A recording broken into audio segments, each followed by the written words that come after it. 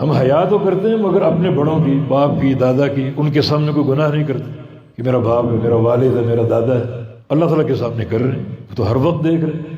گویا جتنے بھی ہمیں دیکھنے والے ہیں ان میں سب سے ہلکا ہم نے اللہ کو لیا ہے۔ وما قدر اللہ کا قدر ہی، یہ پروردگار کی قدر ہے، یہ اس کا مقام آپ نے پہچانا۔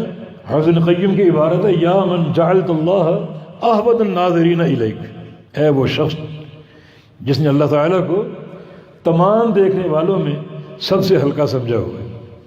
باپ موجود ہے گناہ نہیں کرنا، دوست موجود ہے گناہ نہیں کرنا، پڑوسی دیکھ رہے گناہ نہیں کرنا، تو اللہ تو ہر وقت دیکھ رہے ہیں، مانا سارے دیکھنے والوں میں اللہ تعالیٰ سب سے ہلکا ہے۔ اسی لیے رسول اللہ علیہ وسلم کی حدیث ہے کہ ان اناس من امتی یاتون یوم القیامہ باعمال کامثال جبال تہامہ، میری امت کے کچھ لوگ قیامت کے دن آئیں گے اور ان کے ساتھ ان کی نیکیاں چل رہی ہوں جن کا حجم تہامہ پہاڑی سلسلے کے برابر ہوگا۔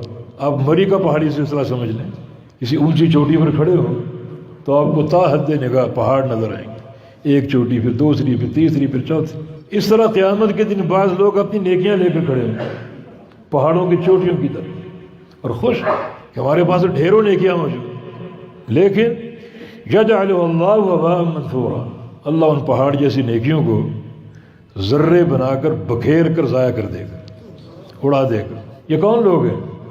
یہ وہ لوگ ہیں جو دنیا کو اچھا روپ دکھاتے تھے، پارسائی کا، تقوی کا، اور جب تنہائی میں جاتے تو اللہ تعالیٰ کی حرمات کو پامال کرتے۔ جب دنیا نہیں دیکھ رہی، صرف اللہ دیکھ رہا ہے، تو چن چن کر گناہ کرتے۔